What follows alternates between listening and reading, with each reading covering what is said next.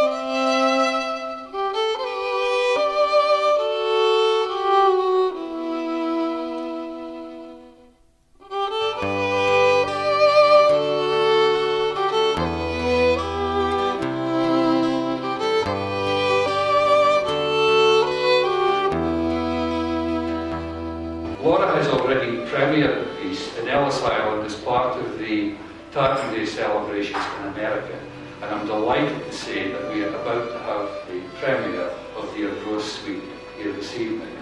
Ladies and gentlemen, will you please welcome Laura McGhee.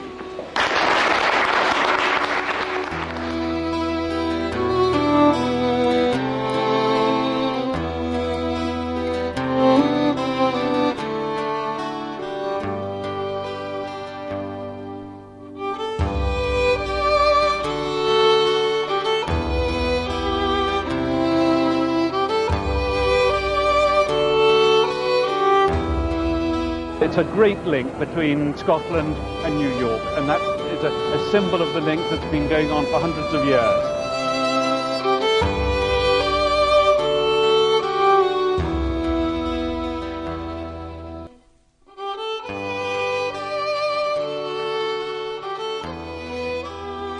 One aspect of the Arbroath Suite project is the educational part, starting off with workshops in Scottish schools.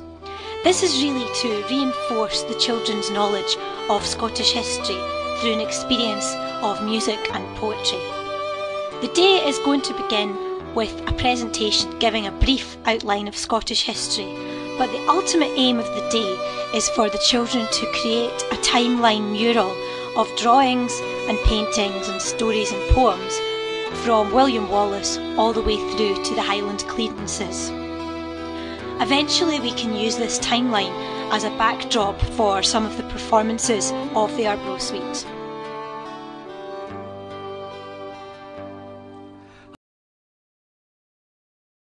Another important part of the day is to reinforce that Scotland is a multicultural nation. The first school that I'm going to be visiting is St Serfs, and I'm really hoping the children will take something away from the day, have an enjoyable experience and learn a bit about Scottish history.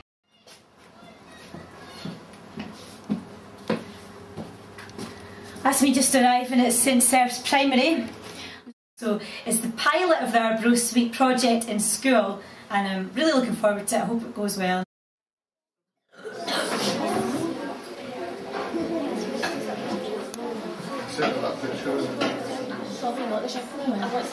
Scotland's history in words and music.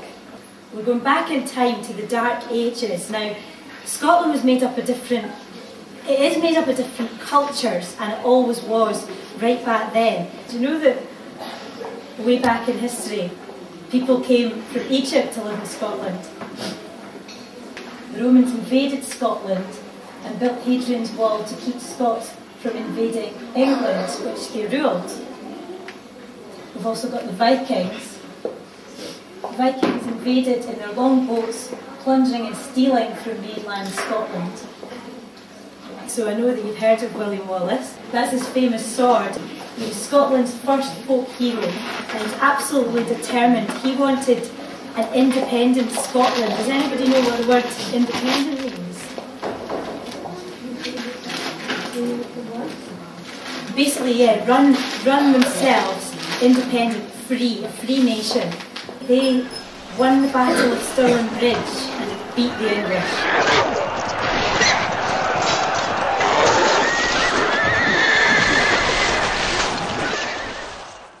And somebody mentioned King Robert the Bruce, a very famous battle, the Battle of Bannockburn. We said that before that William Wallace, 1297, so it wasn't long after that.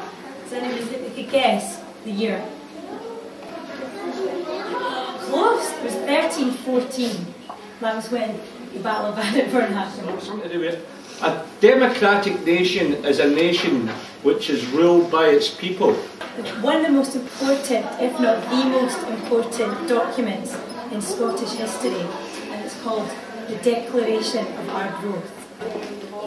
A very famous document was signed at a place called Arbroath Abbey, and they actually wrote that in Latin originally and sent it to the Pope.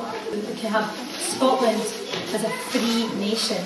The Declaration of Arbroath was the first time that the people of a country had actually asked to be named as a country. Before that, it was always kings and queens who ruled the country. We are very privileged that it was in our country that democracy started. The Americans based their constitution on our Declaration of Arbroath, so it's one of the most important documents in the history of democracy. Not for glory nor riches, nor for the honour that we are fighting, but only alone for freedom, which no good man surrenders, but all for life. Great.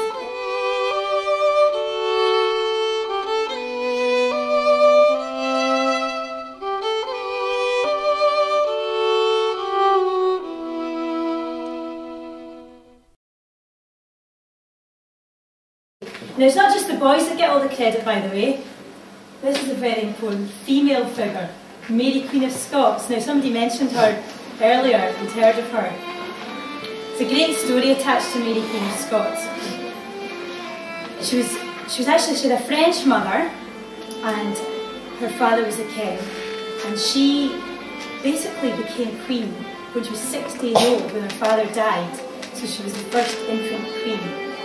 And her second marriage was to Lord Darnley, and he turned into a really, really nasty, horrible man, and eventually he was killed, but she was blamed for his death. So she went down to England to try and find some help, and she ended up being in prison there instead. So she spent 19 years trying to escape from prison, and then it all turned sour. She got her head chopped off. That was how she died. No.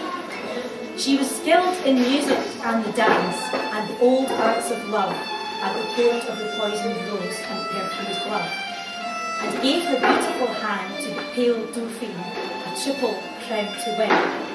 And she loved little dogs and parrots and red-legged partridges, and the golden fishes of the Duc de Guise, and a pigeon with a blue ruff she had for Monsieur Le Boeuf.